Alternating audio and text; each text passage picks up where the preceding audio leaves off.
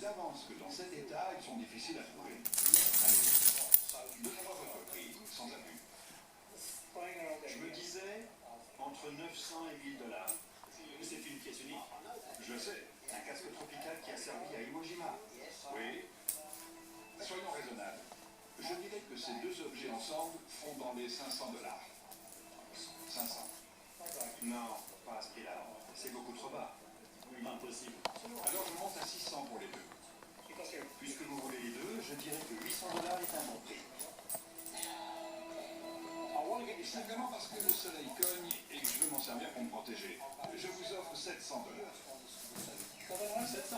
Ça vous va? Ça me va. Génial. C'est facile quand tout le monde met du sien. Les casques tropicaux sont extrêmement rares. Et celui-ci, en plus, a été porté par un soldat à Iwo Jima. Il va sûrement s'arracher en un rien de temps. J'adore les passionnés de reconstitution. Ce ne sont pas uniquement des férus d'histoire. Ce sont des personnages qui font tout leur possible pour collectionner et préserver le moindre objet de valeur historique. Et cette boîte mystère... Il veut voir ce qu'il y a dans la boîte. Montre-lui. C'est écrit en japonais dessus. Regardez ça, je suis intrigué. C'est un indicateur de vent pour l'artillerie. Et sa particularité est qu'il fonctionne encore. Admirez. Il ne manque aucune pièce. On la met en girouette. Donc ça lui donne le sens et la vitesse du vent.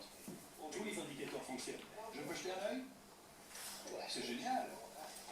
Une partie de moi me dit que ce serait parfait à l'avant de ma voiture. J'ai eu un coup de foudre pour cet objet. C'est ce qu'on appelle un anémomètre. Cet instrument indique le sens du vent ainsi que sa vitesse et permettait à l'artillerie japonaise d'ajuster ses tirs au millimètre.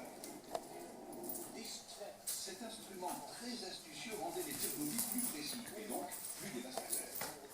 Il y a peu de demandes pour ce genre d'instrument, mais c'est exactement le petit gadget qui pourrait donner encore plus d'authenticité et de valeur à l'Howitzer que les jumeaux sont en train de retaper. Allez, on ne va pas y passer des heures. Combien vous en demandez?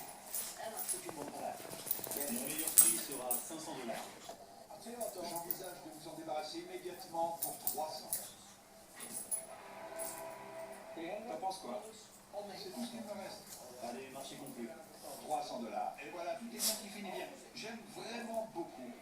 C'est une très belle pièce. Est-ce que ça capte la radio? J'aimerais bien. Peu importe l'écrasante chaleur, tant que je trouve de jolis objets de ce genre. J'ai fait voyage pour rapporter des pièces rares et inédites en Europe. Mission accomplie. Freddy et moi sommes aux Philippines. Et comme vous le voyez, on bosse comme des dingues pour dénicher des objets d'exception. Nous avons un trajet de 3 heures à faire jusqu'à Talavera, au nord de Manille, pour y dégoter de nouvelles petites merveilles. C'est encore loin? Mes nouveaux amis passionnés de reconstitution historique m'ont recommandé un de leurs collègues, avec qui ils ont coutume de se retrouver une fois par mois pour se montrer leurs nouvelles acquisitions et faire des échanges. C'était long. J'espère que ça vaut le coup. C'est bien plus grand que ce que je m'imaginais. Bonjour messieurs, je m'appelle Bruce, content de vous rencontrer. Comment allez-vous? Bonjour, ravi de vous rencontrer. Vous avez une belle collection. Je peux jeter un œil? Oui. Tu vois la grille de la Jeep? Ça veut dire qu'elle date du début de la guerre. Et voilà qui est exceptionnel. Un vélo. Messieurs, dites-moi à qui appartient ce vélo. À vous? Oui. Vous demandez? Oui, pourquoi pas. Super.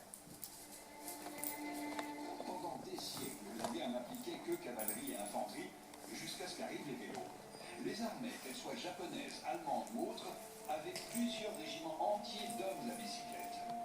Les Américains, eux, étaient tellement focalisés sur la construction en masse de véhicules à moteur qu'ils n'avaient aucune troupe cycliste. Les GI n'utilisaient donc leur vélo que pour de petits trajets ou amener leurs petites amies locales en balade. Vous voyez le genre. Les authentiques bicyclettes américaines datant de la Seconde Guerre mondiale sont si rares qu'elles coûtent une fortune. Elle roule bien? Oui. Tu veux essayer, Freddy? C'est mon testeur officiel. Où sont les vitesses? Il n'y a pas de frein? Il faut pédaler en arrière. Quel style! C'est pas mal du tout. C'est vrai? C'est toujours mieux que la Jeep de Cheeto. Sans donc que moi, je risque ma vie, et Bruce ricane dans son coin. La scène est un peu dure. Elle est très belle et j'aimerais vraiment la ramener chez moi. À combien vous me la feriez, mon ami? Je dirais $3000. Pardon?